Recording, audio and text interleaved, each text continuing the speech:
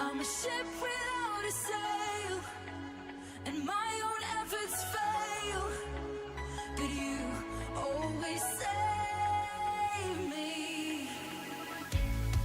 So here is my heart, Lord, I throw it wide open. You are the one thing I put all my hope in. So here is my heart, Lord, completely surrendered. You are the one thing I put all my hope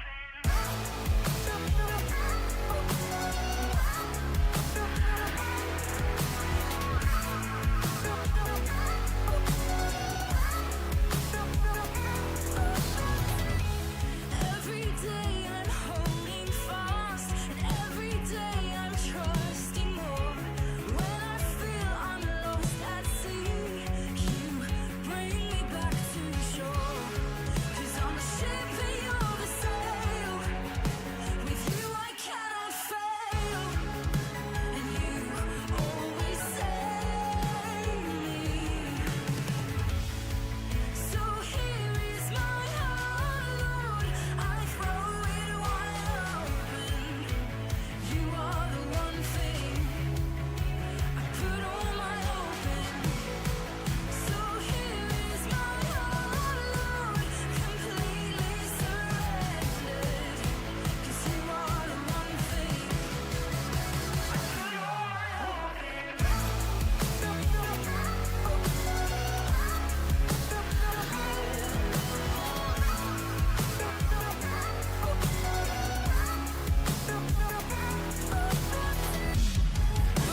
You are the one thing I put all my hope in.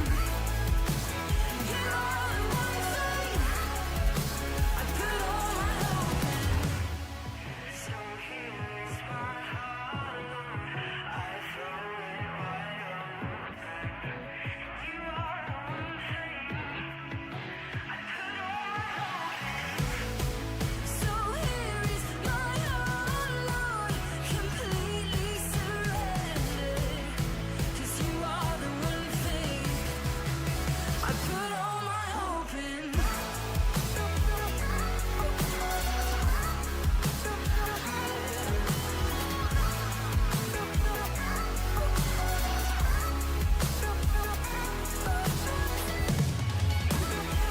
are the one thing I put all my hope in. You are the one thing I put all my hope in. God, beauty of a savior, you are wonderful, God. Oh, my creator, God, you are a wonderful God. Beauty of a savior, you are a wonderful God. Oh, my creator, only you are. Only you are worthy of the glory, God. Only you deserve the highest honor. And everything you've given me, I give right back to you. What a joy it is to give my life to such a wonderful God. Beauty of a savior, you are a wonderful God. Oh, my creator, God, you are a wonderful God. Beauty of a savior,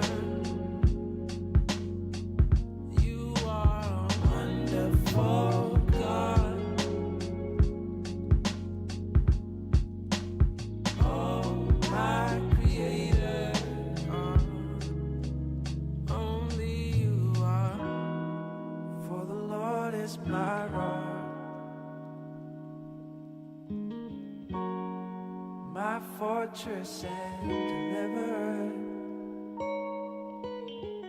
My God, my rock, in whom I take my refuge, my shield and my salvation. I love you, Lord, my strength. I call upon your name. You're worthy to be praised. I am saved from my enemy. When the cords of death entangle me, I lift my voice up to the wonderful God. Beauty of Savior. You are a wonderful God. Oh, my Creator. Only you are.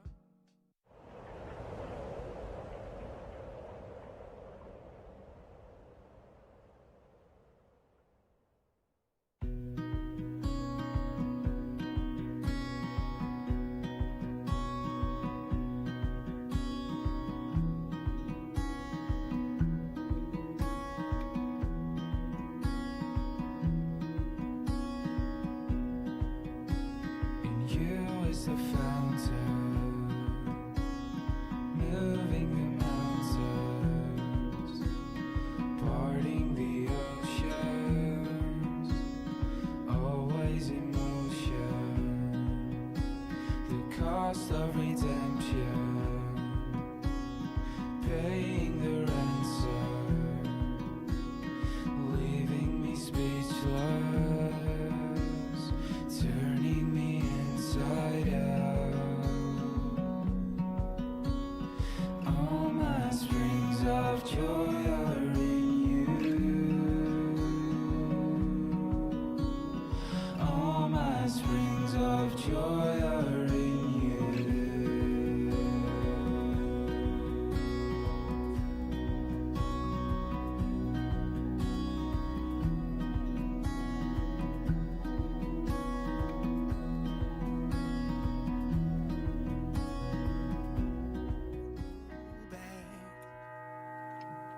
I was blind to the truth, didn't know what I had.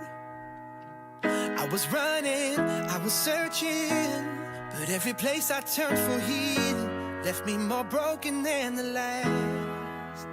Take me back to the place that feels like home, to the people I can depend on, to the faith that's in my bones. Take me back to a preacher and a verse where they've seen me at my worst, to the love I had at first. Oh, I wanna go to church.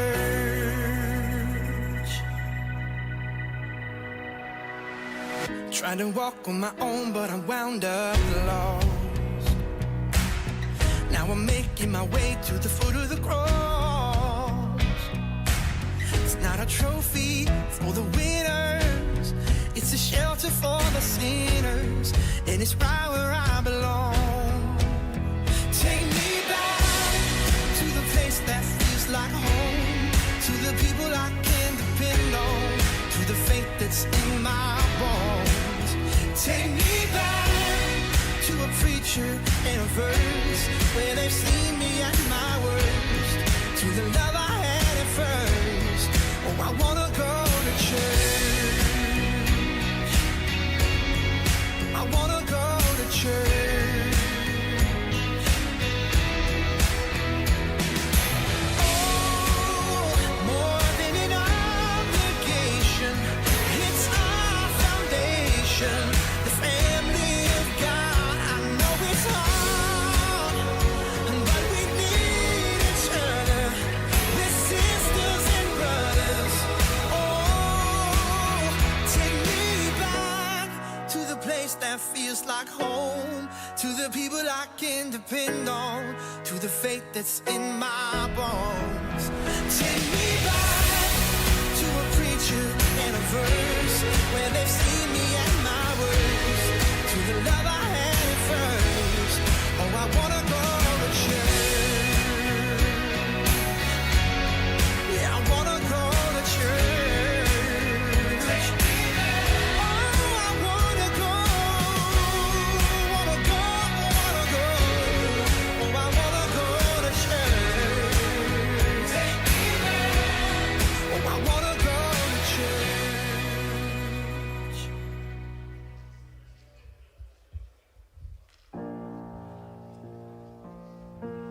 Great is thy faithfulness, O God my Father.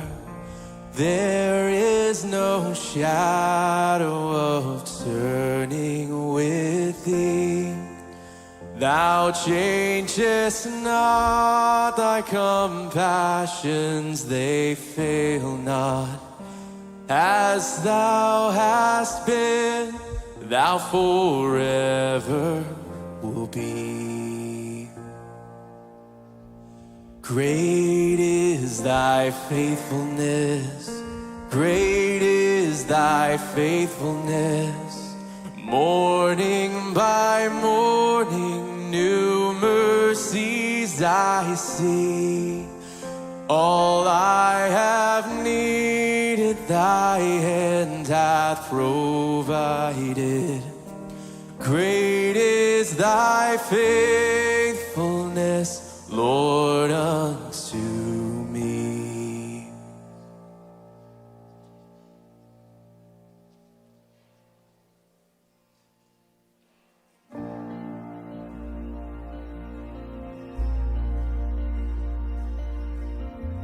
Great are you, Father, great is your love. Day after day I see who was and is and who is to come is watching over me. You write my story, you win my wars, you give unending grace. Though changing seasons will come and go, your faithfulness remains. Great is your faithfulness to me. Great is your faithfulness. Your goodness and mercy follow me. Great is your faithfulness.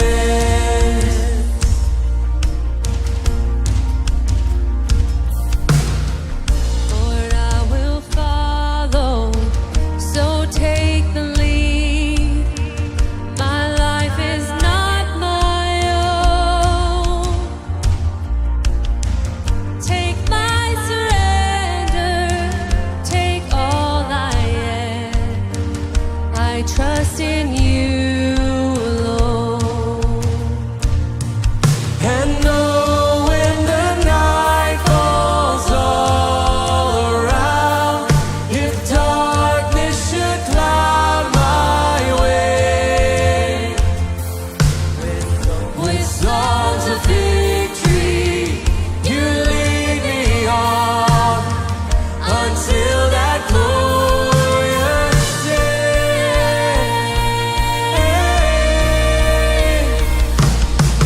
Great is your faithfulness to me. Great is your faithfulness. Your goodness and mercy follow me. Great is your faithfulness. When stars surrender, the sun gives way, and when my race is run, with hosts of heaven I will confess, great is your faithfulness. With hosts of heaven I will confess, great is your faithfulness. Great, and great is your faithfulness to me. Great is your faithfulness.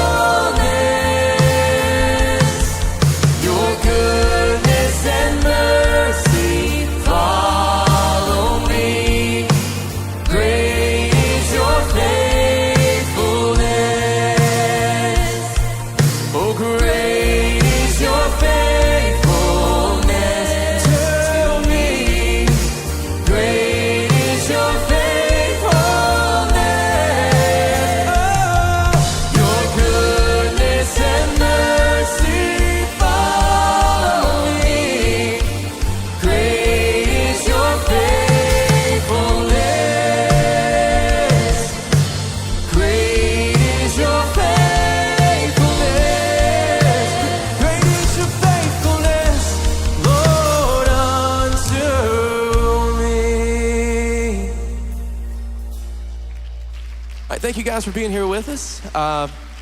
Let's keep worshiping together.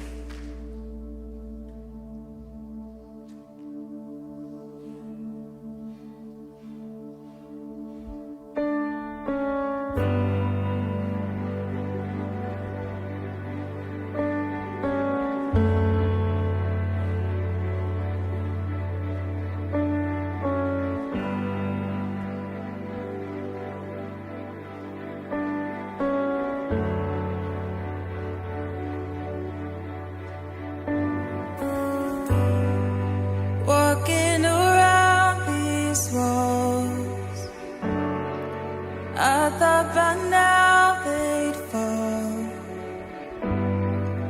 but you have never failed me yet.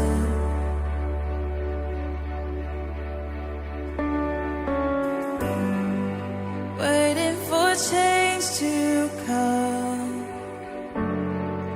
knowing the battle's won, for you have never failed me yet.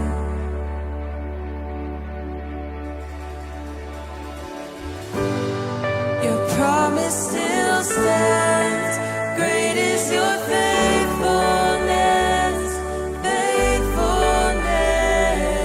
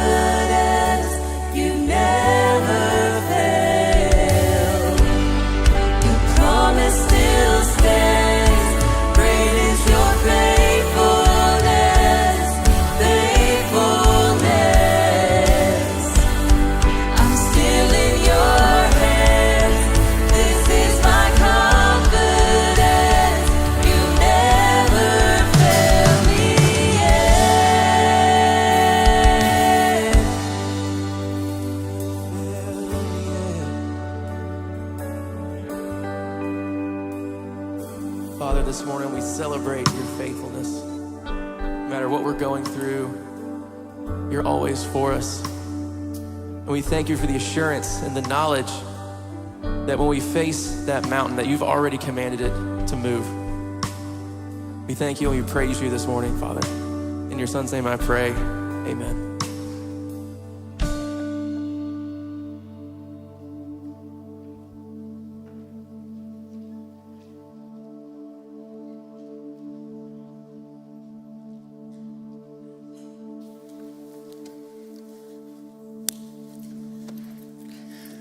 Hey, good morning, everybody. If I've not met you before, I'm Bob, and I get a chance to be one of the pastors here at the church, so welcome to SMC this morning. Speaking of, would you like to meet our new pastor? All right.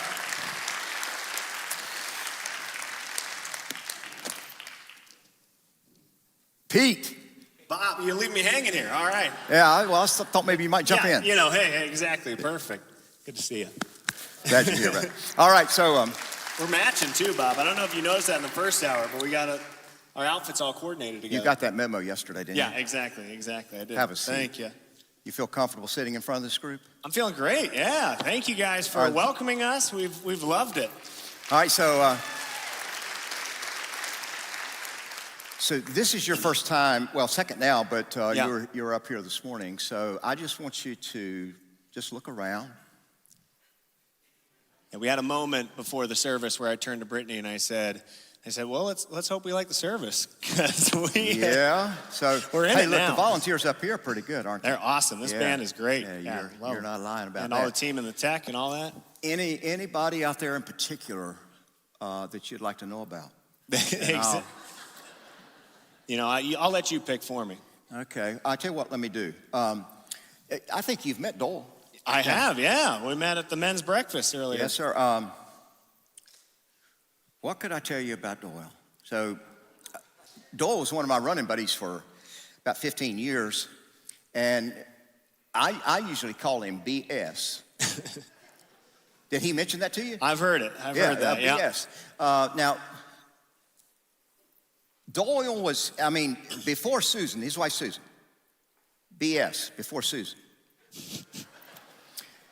I'm not allowed to talk about that. There you it's go. like Yeah, pastoral privilege. It's locked away. But there's a bunch of junk that was there before Susan. And you're just going to talk about it here on the stage now. That's correct. All right, so perfect. Susan started. You've been doing the cleanup project now for how many years? See? All right, perfect. How long you been married?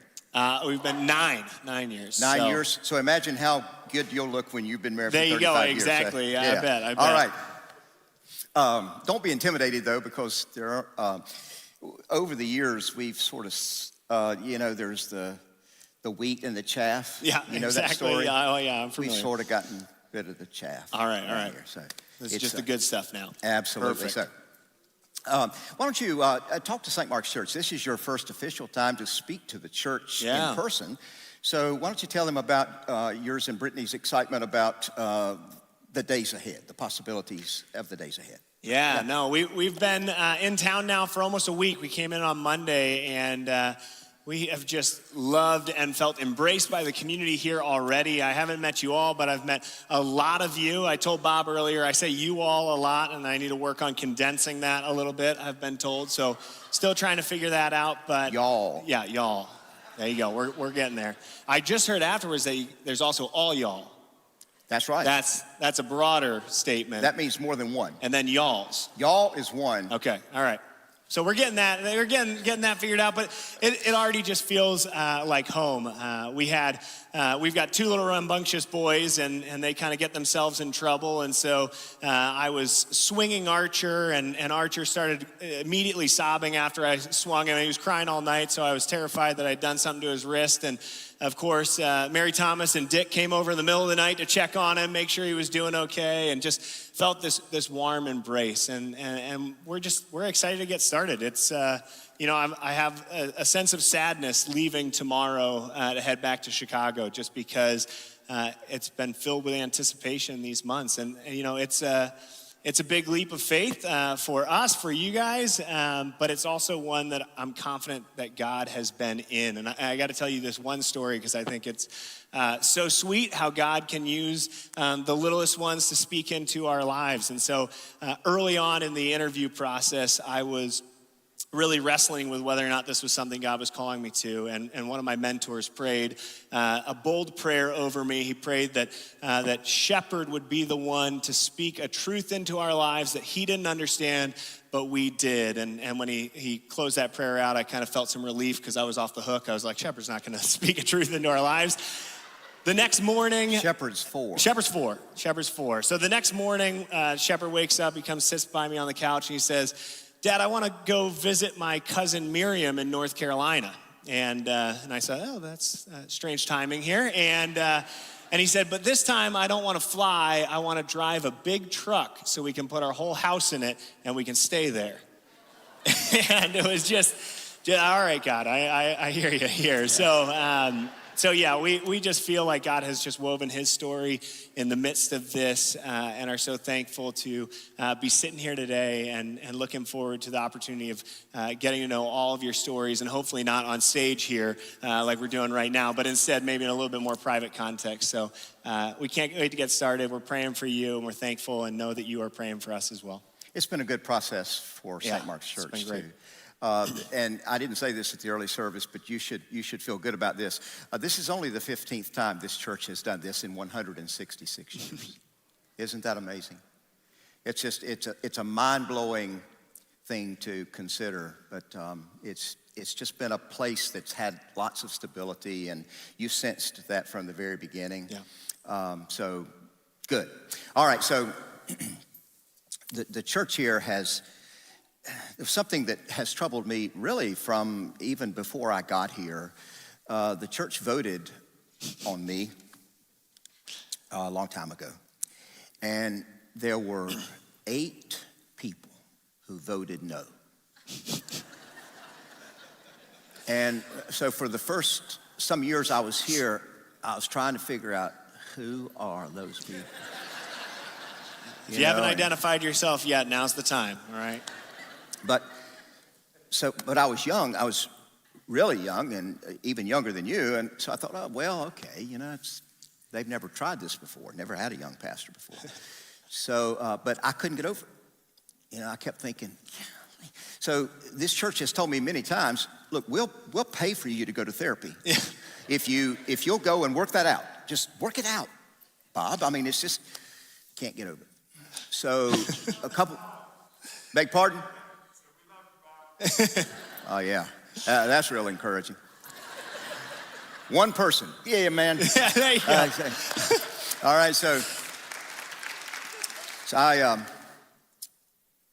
a couple weeks ago, when y'all were having your meeting here, and Susan and I were away, and we were watching, I was driving, Susan's watching the service on the phone, and then Joanne came up here and said, unanimous. I took all that therapy just vaporized. It's like, so I'm feeling it again. And so for the last couple of weeks, seriously, now I've been just, there had to be some reason why nobody voted against this guy.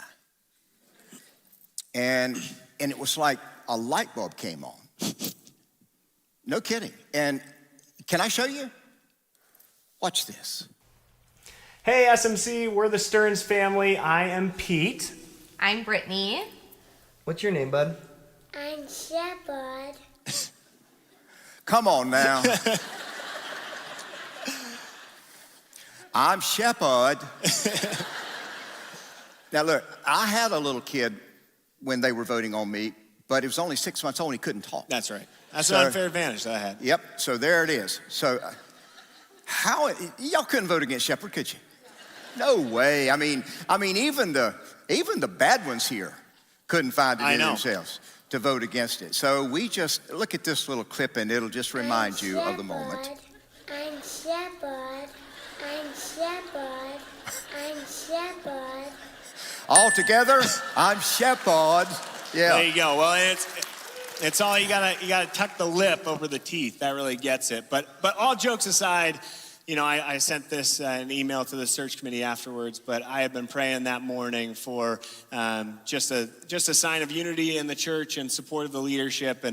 And that unanimous vote has nothing to do with us or Shepherd, as cute as he may be. You know, I would love to think in one 7-minute video I could convince everyone, but that vote of confidence has to do with your leadership and legacy that you have written here with your life, with the elders and Joanne and the search committee and all of those that have been a part of this process. And so I'm so thankful to be stepping into a place that loves their church leadership, that has been led so well and has so much faith in those that God has commissioned to walk alongside them in this journey. So, yeah, let's give a round of applause to those guys.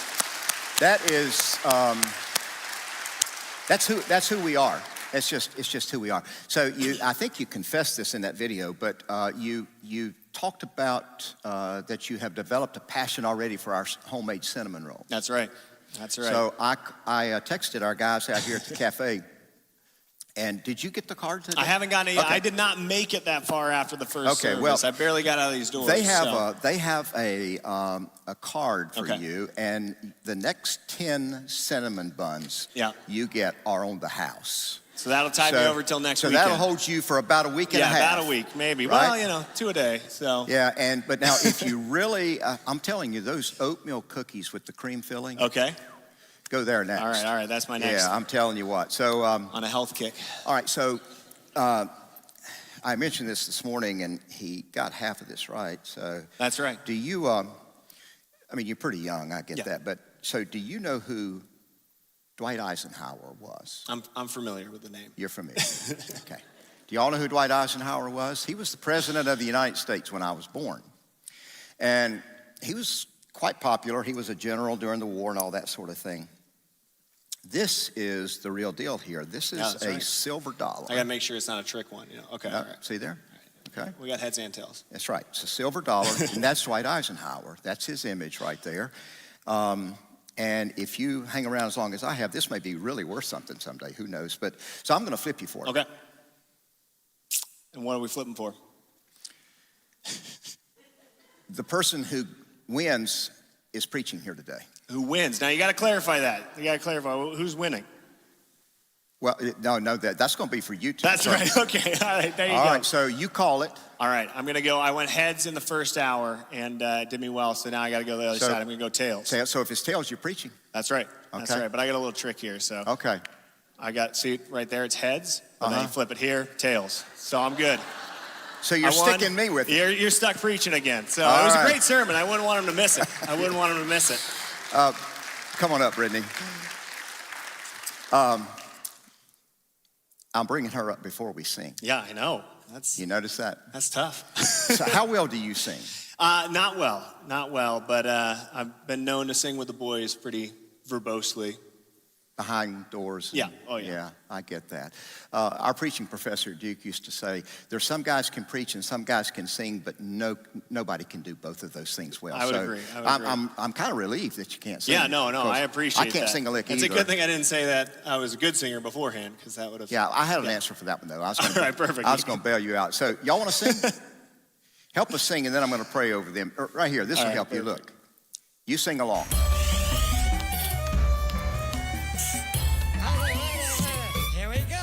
Zacchaeus was a wee little man, and a wee little man was he, really little. He climbed up in a sycamore tree, for the Lord he wanted to see. Hello? And as the Savior passed that way, he looked up in the tree, and he said, Zacchaeus, you come down, for I'm going to your house today. Yes, I'm going to your house today.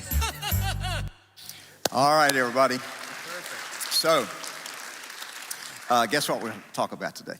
Look, we missed the hand motions there. I'm going to stand behind you all, and I'm going to pray for Pete and Brittany, or pray over them. And if you feel comfortable, if you just put your hands in this direction, and we'll invite the Spirit of God to do some things that we don't expect. So, God, you have been so faithful and favorable over this small piece of ground on planet Earth for a long time. the thousands of lives that have been changed here and the transformative moments that people have experienced, falling in love with Jesus, committing and recommitting themselves to the vision of making Jesus famous. Some have literally given just about their entire life here. Some even have the scars from tough days gone by. Thank you, Jesus, for creating the rhythm in this universe that makes it possible for us to grow and work together and serve and love one another and do the bidding for Jesus, but then also to the fact that you are raising up a new generation of leaders like Pete and Brittany. And we celebrate them today and thank you for that process which was so faithful and so Christ-centered that now bring them in our direction. We pray over them and for them and pray that these days ahead will even bring surprises to them that they could never have anticipated. We pray in Jesus' name, and you agree with the prayer and say, Amen. Amen. Thank you. Thank you, Bob. Amen. And all right. Thank you, St. Mark's. Okay, I need to take just a moment and ask you to give me a pastoral moment with you. I have a brand new book here that's entitled Seeing the Roaring Twenties Through the Eyes of an 11-Year-Old Boy. Now, I think I know the answer to this, but was anybody in here 11 during the Roaring Twenties? Probably not. But we have someone who was. This book is by Ray Lennons. And if that wall wasn't there, we could just about see Ray's house through the woods here. And he and his wife Edith lived there as long as I've lived here, and way beyond that. But today is Ray's 101st birthday. And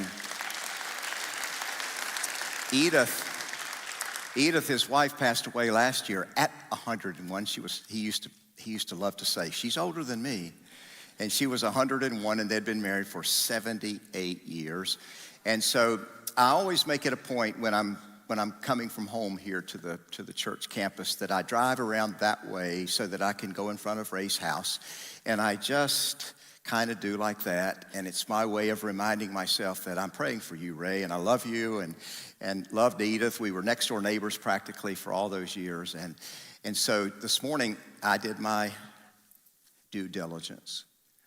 And one of his caretakers was out in the driveway, and she knows the routine. And so she saw me go by and pray, and she jumped in her car, and she almost beat me over here to the back parking lot there. And she said, hey, I saw you praying this morning, and I thought I'd stop by to let you know that it looks like Ray's almost finished, that he's in a transition now. And she said, could be today, and maybe it'll be tomorrow, the next day. And I thought, wow. Wouldn't it be cool if he died on his 101st birthday and was able to, so I said to her, her name is Sarah. I love Sarah. She's so sweet. And I said, do you think it's a big step or a little step? And she said, it's just a great step. And I thought, you ain't lying, Sarah. You know, Ray's about ready to take that. I just wanted to, and this is a book that he wrote called Seeing the Roaring Twenties Through the Eyes of an 11-Year-Old Boy, and he remembers the 20s. Now let that blow your mind for the last 20s for a while.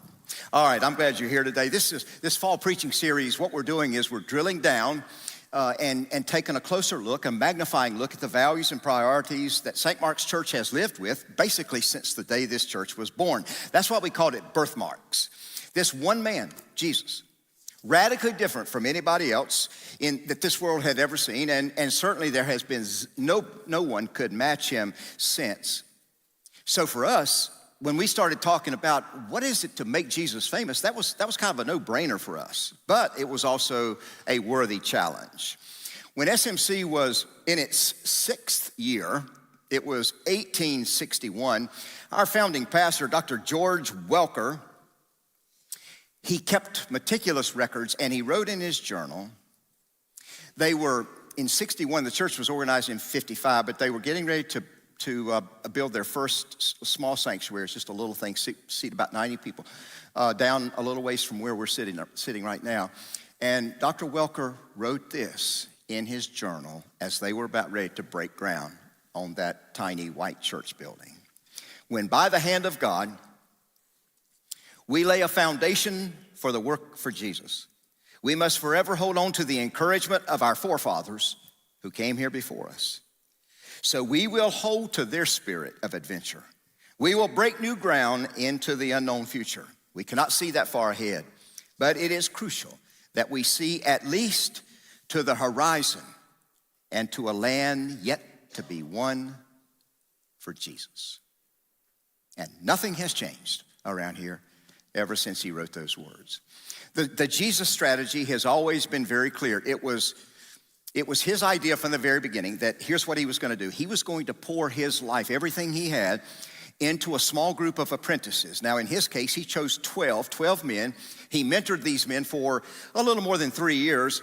And then he just said, hey, the Spirit of God is going to come, give you power, and then I'm handing it over. You're going to be responsible for the future expansion of this movement. I know you remember his final words. We call it the Great Commission. He said, go and make disciples. And I always like to put the emphasis on the verbs in this simple teaching. Teach these new disciples to obey all the commands I have given you. Well, all the commands could be a big deal. But now you remember the day when a man walked up to Jesus and he said, hey, you seem to be a pretty smart guy. So can you take all the commandments and can you can you net it out for me? Can you pare them down? Can you summarize for me the demands of God? How do you decipher, Jesus? How do you figure this out? What's the greatest commandment, the man said? Here's what Jesus said. You must love the Lord your God with all your heart, soul, and mind. This is the first and greatest commandment.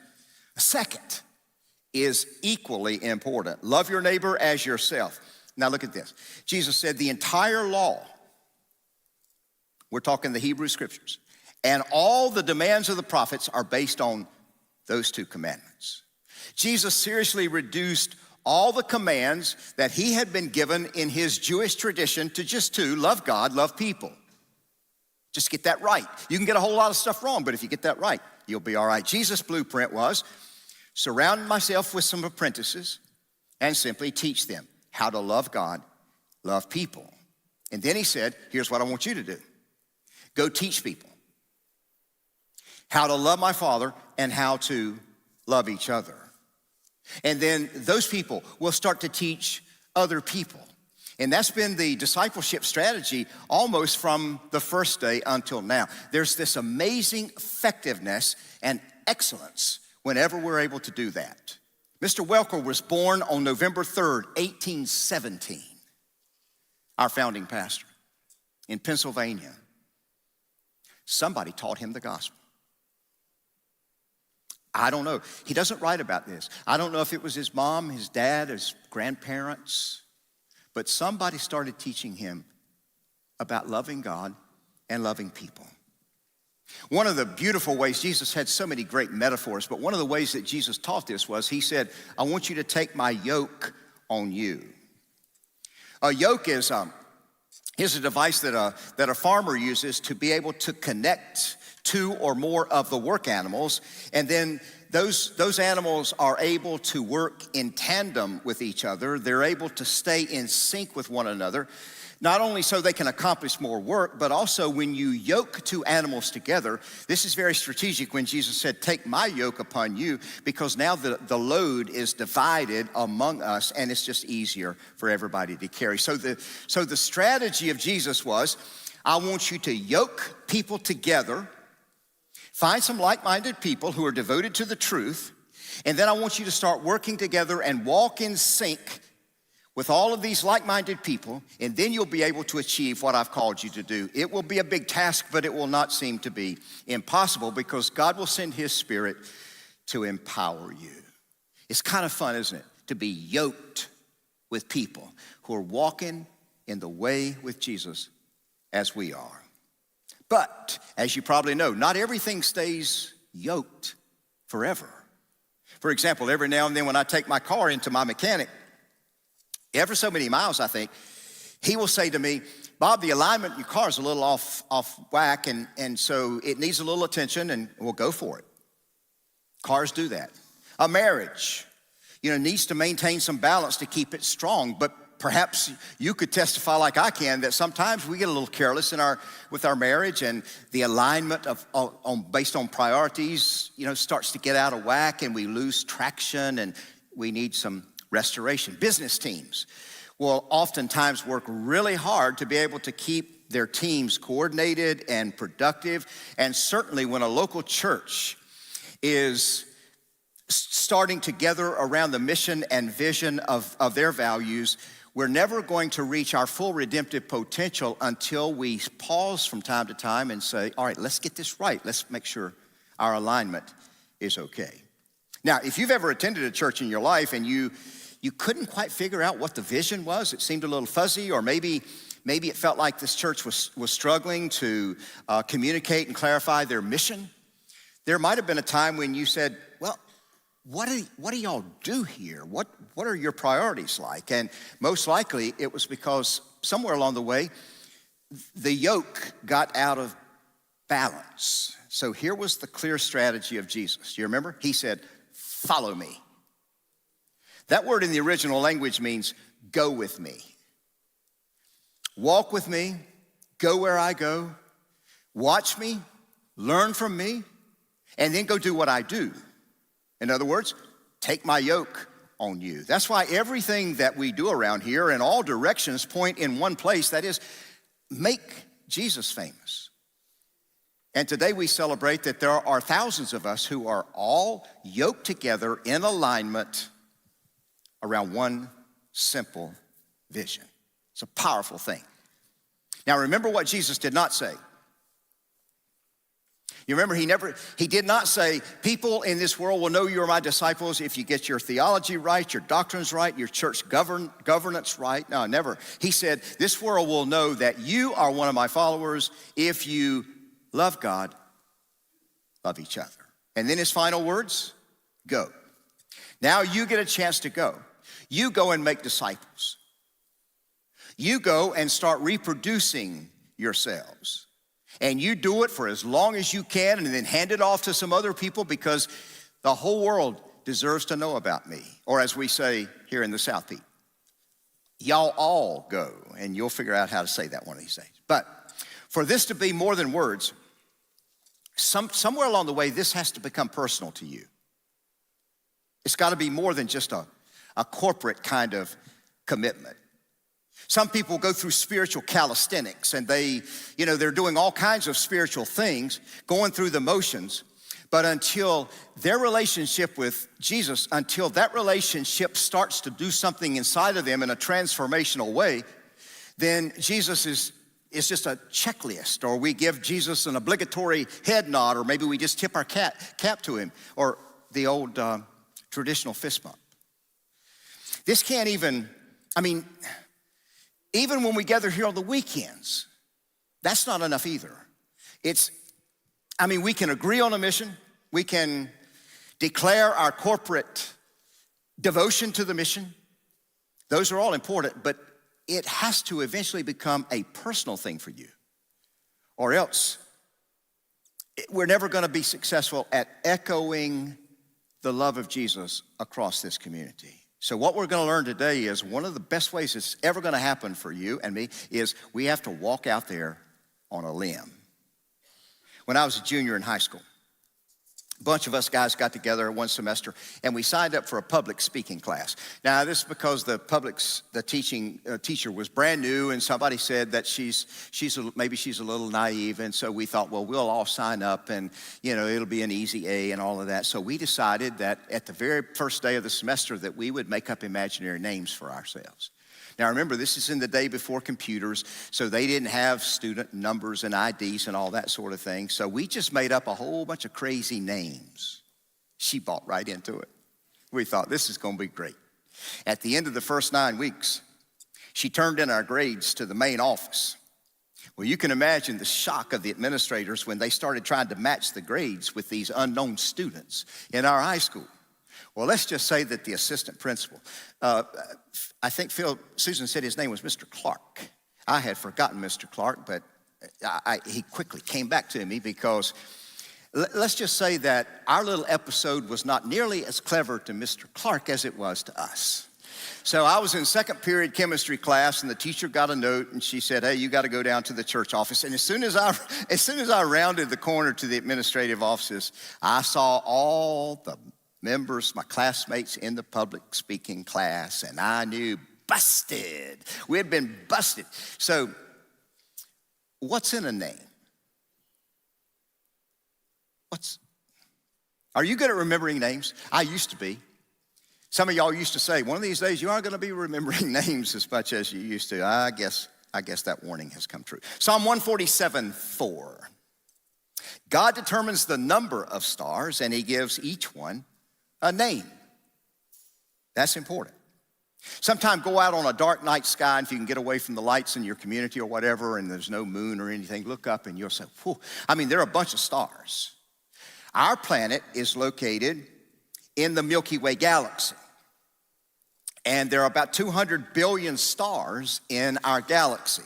Our sun is just one of those stars. The Milky Way, just this one galaxy, is so large that traveling at the speed of light, 186,000 miles per second, it takes 105 light years to go from one side of our galaxy to the other. 1 light year now is 5.9 trillion miles.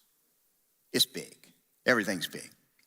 Now watch this. There are about 125 billion other galaxies, just like ours.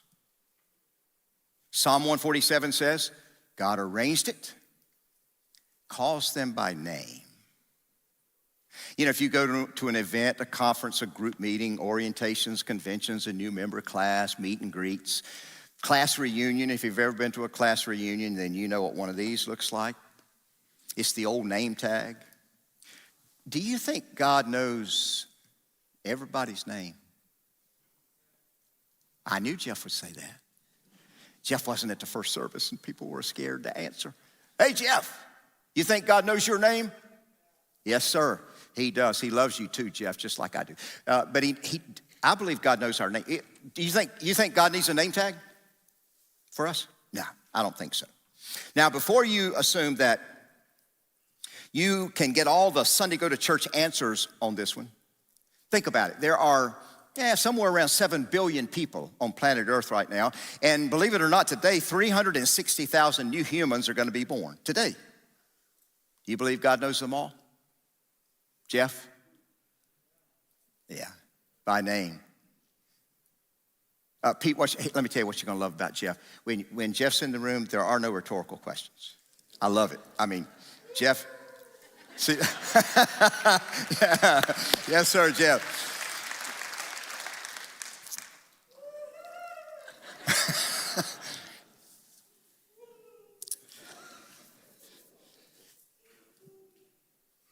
Y'all got that?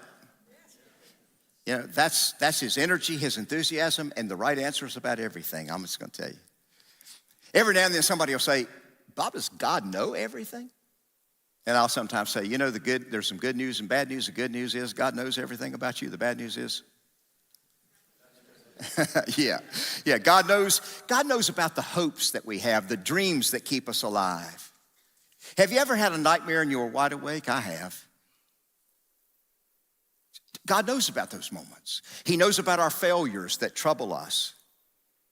He knows about life when a season is so stinking dark that it feels like we're just stumbling around in the blackness of the. He knows about that. God knows everything about you, and you don't have to be threatened by that. In fact, let me tell you about Jesus. He wants to be. Watch this. Jesus wants to be closer to you than he used to be. You got to get that. But sometimes you have to go out on a limb, and you find yourself out on a limb, and there's no place to go, and then Jesus can finally catch up to you. Let me show you how this works. In our study today, we're going to watch Jesus interact with a guy, and this guy's got a shipwreck past. I mean, checkered past. This guy's going to make some of y'all look like a altar boy or a Girl Scout. I'm not kidding you. Look at this map. Let me orient you really fast. You know this is Israel. You have three regions. You've got Judea in the south, Galilee up north, and then Samaria is this land in between. Jesus was raised here in Nazareth, but today we're going to spend our time in this small southern Judean town called Jericho. And notice that typically the roads, this dotted line here, if you can see it maybe on the big map there, this was in the Jordan River Valley, so this was a lot of hill country here. It was the easiest route that people had to take. By the way, Jericho, did you know that Jericho is the oldest city on planet Earth still in existence? It's about 10,000 years old. Now let that blow your mind.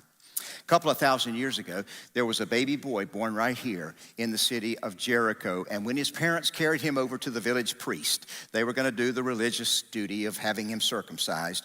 His parents wrote on his birth certificate, his name will be Zacchaeus.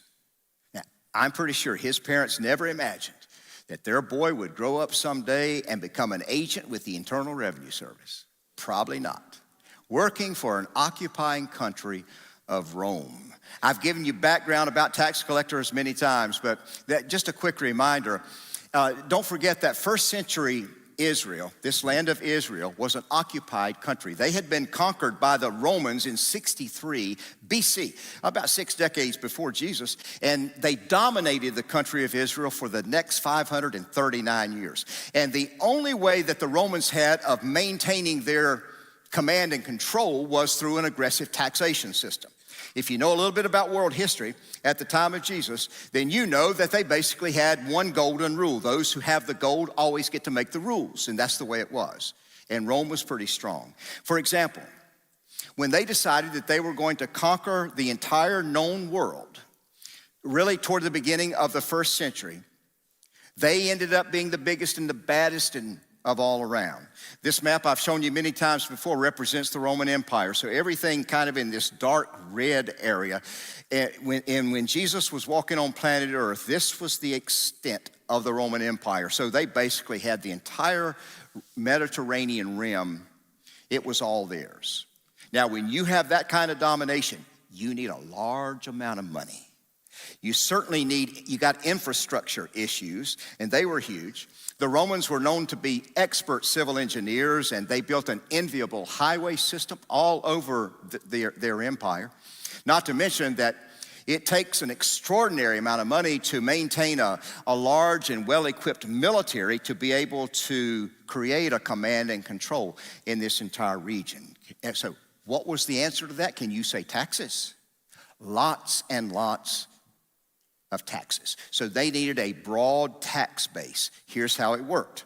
The Romans would conquer an area like Israel, which is right here, and then they would overpower the people with some strong armed tactics. They would appoint a governor and say, okay, you will be over this region. Think Pontius Pilate, he was a governor. And instead of sending their own people out to do the tax collection, they would recruit some of the locals to do the dirty work. So if you had any interest in having a job with the government, it was a lucrative vocation to be a tax collector. You might apply for the job. If your application was to be accepted, then hey, you're now a wealthy tax collector. And the way it worked is you would submit a bid to the Roman governor. This is how much money I think I can collect by any means necessary.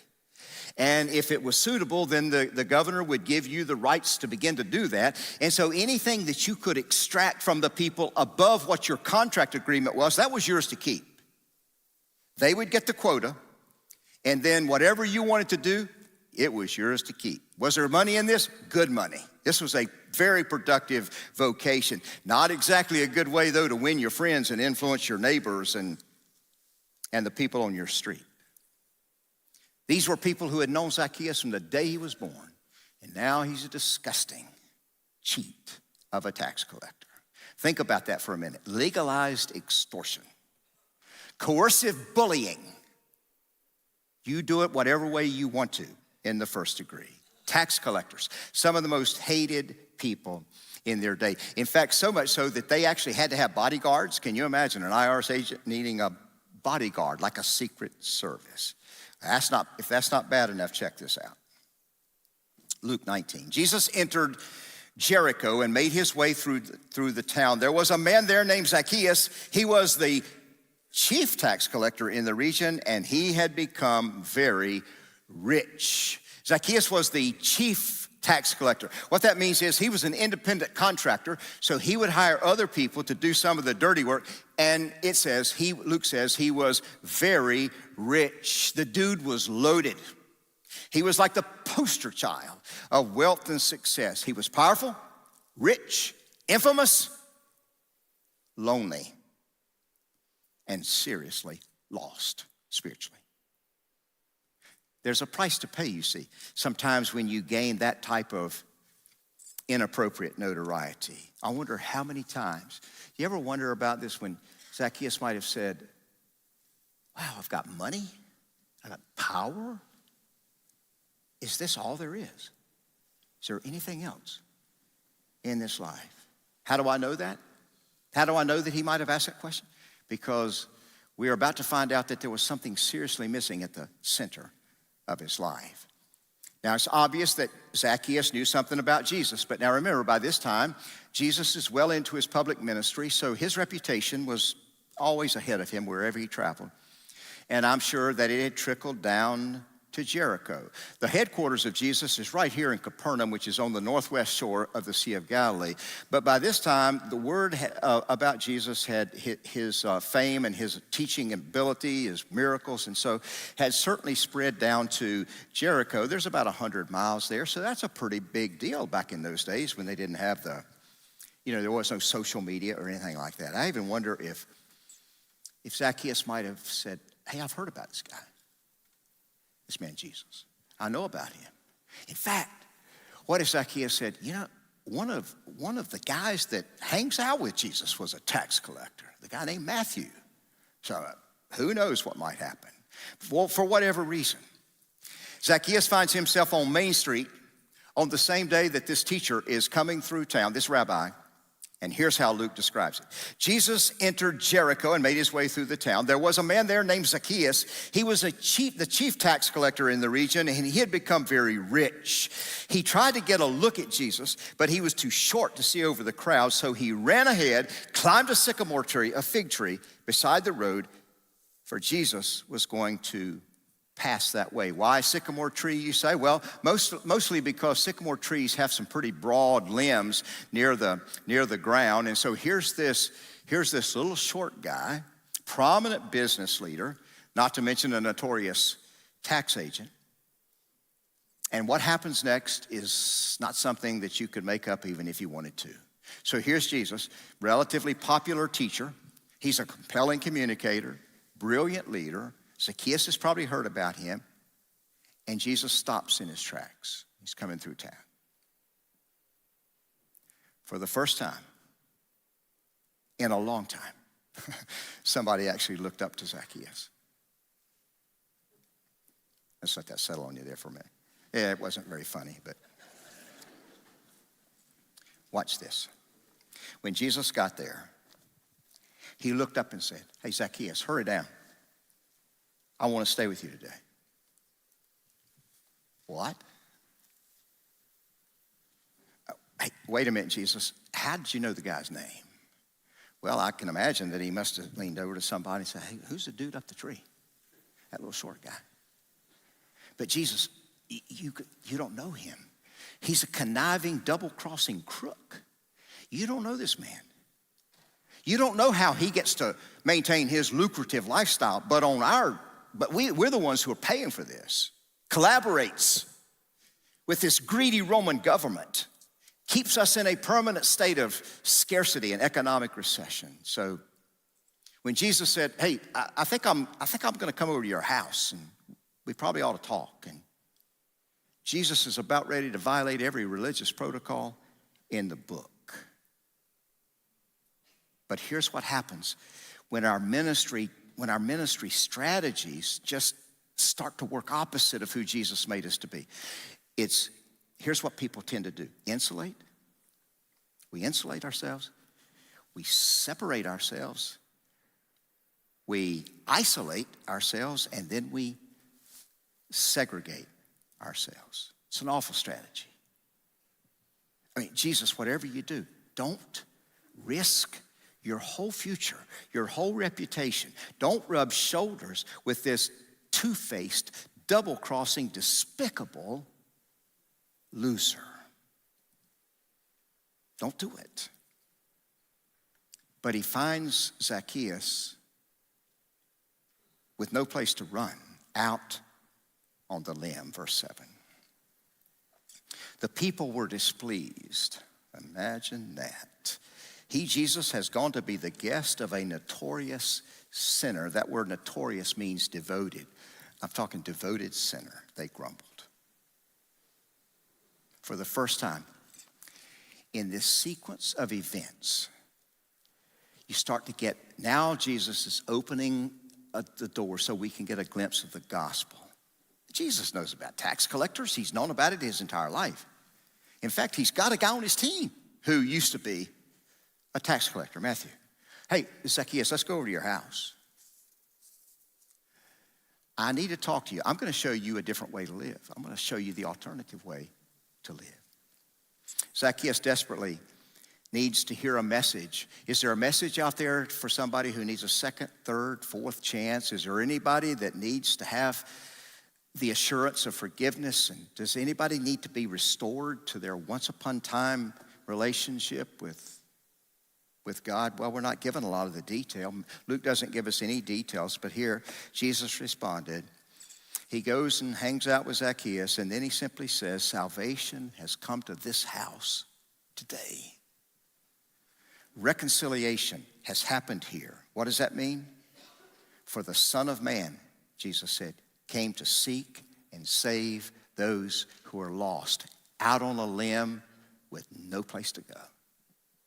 Jesus said, I'm on a search and rescue mission, Zacchaeus, and I'm looking for hopeless people who have found life to be helpless and stuck on a limb.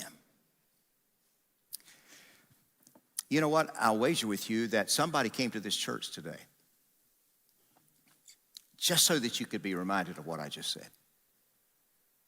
You just needed that reminder that if there's some hopelessness or helplessness, it's not the end of the road for you. It might be whatever that thing was that happened last month, or that decision that you made a couple of years ago, or maybe those painful and destructive words that came spewing out of you in anger last night. It could be a careless, reckless choice that you made just last week. It might be that you showed up here today and you're just smothered with regret and guilt and shame, and the last person that you would want to know about it would be Jesus. But he knows about it. Let me illustrate. Names matter. Zacchaeus.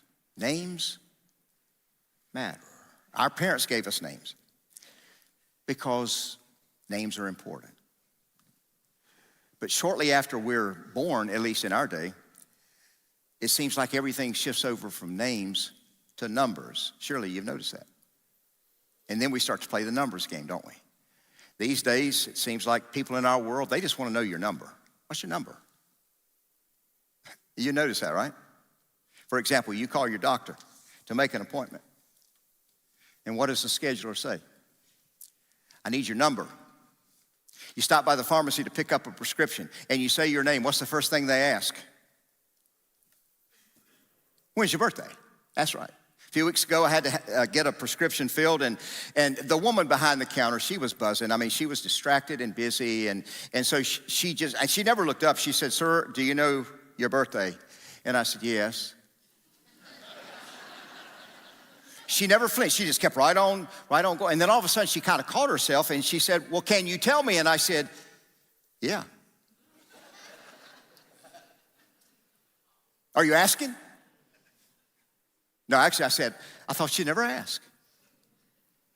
These days, we have Social Security numbers, PIN numbers, phone numbers, student ID numbers, passport numbers. Some of us have dozens of passwords that require, you know what they'll say? At least have one number in there somewhere. We have driver's license numbers. Students keep close tabs on their GPA numbers. I have a locker over at the YMCA. It's got a number right there. This time of year, high school seniors, they're all anxious to start seeing their SAT scores, their numbers. Occasionally, somebody, they know I'm invested with Elon football, and they'll say, well, do you know such and such a kid? And I said, yeah, I know all the kids. What's his number? Because I know all the kids better by their number. Usually about Wednesday or Thursday of every week during football season, I'll call our head coach and he and our buddies, and I'll say, all right, so what are we looking at come Saturday? And he'll say, and so I called this past week, Thursday, I think, and I said, okay, who are we looking at this week? And he gave me 4 numbers, number 80, 26, 49, and 33. They're all really good, he said. Well, I watched him yesterday from New Hampshire. They were good, but we won anyway. So that's just, okay, so y'all don't care as much as I do. There you go. See, you were there, weren't you, Doyle? That's right. Yeah, but we're all in, you know, when we go to the doctor for our annual checkup and physical and stuff, you know, we're very interested in the doc going over the lab work. We want to know our lab numbers. We watch the stock market numbers, and they're all over the place. Some people want to know, so how many followers do you have? You got Facebook, Twitter, Instagram followers? I've lost count the number of people who say, so how many members do you have at SMC? I don't know. I guess there's a way to find out, but we don't count members. We typically count disciples because they're typically more invested. But we'll say numbers don't lie, crunch the numbers. We need to increase our numbers. Come on, it's a numbers game. I recently asked our CEO, I said, can you just give it to me in a round number and stuff? But numbers represent who we are, even though it doesn't make a whole lot of difference to anybody else. Look at this series of numbers. Those numbers mean absolutely nothing to you. Nothing. I mean, you don't even know what they are. But those numbers right there represent my phone number, my wedding anniversary, my cholesterol at my last physical, when I gave my life to Christ, my current weight, my birthday, our house number, even my lucky number is in there. How many times I worked out this week? The year I started working at SMC. You get my drift? Numbers mean something to you and to me. They just don't define our life. It's that name that we go by. We were given a name, and names mean something. For example, when I think back over the course of my life, and there were a number of people who stepped in, God gave them, I'm sure, but God put them in the pathway of my life at certain times, and they were influencers, and they were critical to meeting me at those intersections and helping me navigate. Teachers, coaches, encouragers, pastors, mentors, counselors, my parents, so many friends I've lost count, probably a couple of thousand people here at SMC who have encouraged me. Even people, you know, every now and then somebody will stand in opposition to your leadership. And those people taught me some things too, even though it wasn't quite as much fun, but that's for another day. It's the scores of people over the years who in some way, whatever way they were able to do it, said, Bob, come on, you can do this. You can figure this out. You can go for it. You can reach higher. You can try again. You can be successful the next time. You can't quit right now. Bob, don't let a series of failures define who you are. So one of the 12 disciples, here's a man who, my gosh, he assumed a lot of leadership in the circle of disciples. He was confident and fearless. And he was probably the oldest guy in the group, with the exception, Jesus might have been the oldest, I would think, but this guy was probably next in line. Here was a man who was aggressive, sometimes hot-headed. Once in a while, he would just be recklessly arrogant and say things without thinking. He was typically the first to speak out, to step up, to call out, and quite frankly, he was one of the first to bail out a couple of times when Jesus needed him the most. Jesus spent a disproportionate amount of time with this man. You know who I'm talking about? What's his name? No. His name is Simon. Now, Jesus gave him a nickname, Peter, which meant Rocky. Simon. Simon, who would one day give an absolute bold denial. I don't even know who the man is, he said.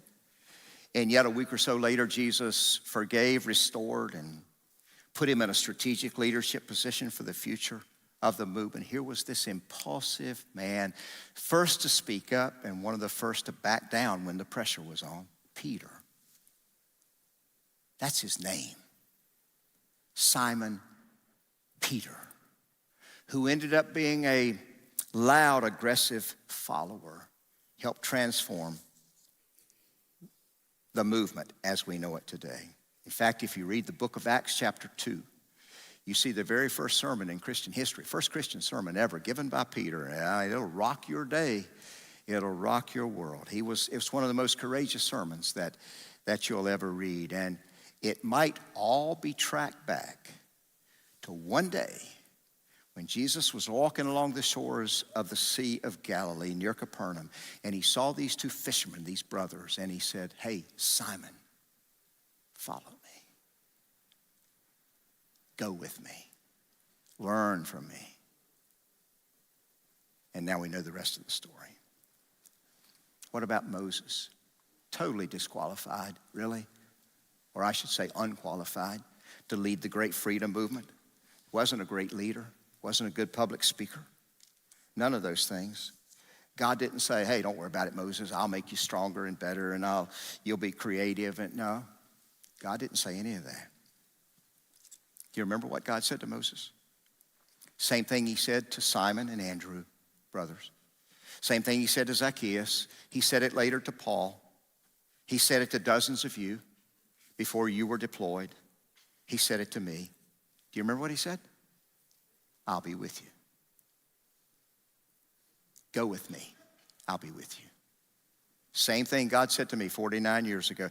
I just felt this strong voice of God calling me to full-time ministry. I knew no way I was adequate, no way. But God said, "Bob, take my yoke on you. We'll go together, and I'll be right by your side." Same thing that God spoke to a small group of German-speaking immigrants, 31 people who gathered on that cold January day in 1855. And God said, "You go, SMC, and I'll go with you." When this church was organized in January of 1855, our country, as you know, was covered in the quagmire of slavery.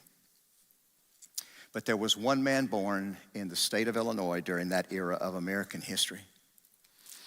And he started reading with great interest about a young British man by the name of William Wilberforce, who was disgusted with slavery in Great Britain, and he was a member of the parliament, and he was determined that he was going to eradicate that curse from their land. It took Wilberforce his entire life. In fact, they signed the Abolition of Slavery Act in Great Britain just 3 days before Wilberforce passed away. That was July 1833.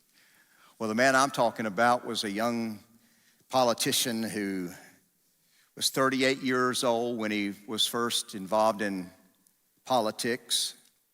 Abraham Lincoln was his name, and I've read a lot of biographies. One of my favorites is Ed Acorn's biography called Every Drop of Blood. He tells a powerful story that Lincoln decided one day as a young man, he had heard about a slave auction in his town, and so he went to it.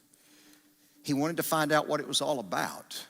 And he saw this young slave girl. She was a 15-year-old kid, and she was standing on the auction block when the bidding started. Abraham Lincoln said, "Something broke in me that day. Something broke." So he started bidding on this girl. And he was the high bidder. So when this 15-year-old kid stepped off the block, he looked at the slave master, Mr. Lincoln did, and said, "Take the chains off of her." And he looked at the girl and said, "You are free." And she said, "Free? I don't know what that means, sir. What does it mean to be free?" And Mr. Lincoln said, "It means that you can go anywhere you want to." And tears started streaming down her face. And she said, "Then, sir, I'll go with you because you're the person who set me free." Jesus said to Zacchaeus, "Take your chains off. You are free." He said to Peter, "Hey, Rocky, You can't serve me in chains. Take the chains off. You go tell my story to as many people as you can. Jesus said to me 50 years ago, a 17-year-old high school kid, Bob, I love you like a son, but I'll tell you something. I just need you to go tell my redemptive story. You tell people how I abolished the slavery of sin. Remember when God showed up, when you might have been on the end of the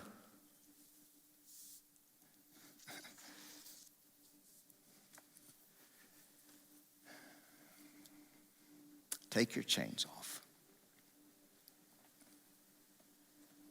I don't think a week ever goes by, really, without somebody saying to me, Bob, I need God to fix what's broken. I've got this struggling marriage. I have a wayward teenager. My job is just drains the life out of me. I'm in a financial mess and I can't get out. This addiction is destroying my life and the people around me. The dementia. My wife has dementia, and it's taking her away from me a day at a time. My aging parent has run out of options. What do we do now? This mental illness that has my 20-something-year-old all bound up, paralyzed. The seriousness of these reckless decisions that I made. There's grief that's tearing a gigantic hole in my heart one piece at a time. Can Jesus fix it? And all I can say is with absolute certainty is, you need somebody to change you. And Jesus happens to be a specialist. For way too long, everybody, the message of the church was, hey, change your life and then you come and be a part of who we are. And Jesus said, no, go with me. Follow me. You'll change. Jesus can change this world. He came here to do that. One life at a time. So maybe might be your time. If it is, I'll tell you what I'll do. I'll meet you out there on the end of the limb when he calls your name. I love you, SMC.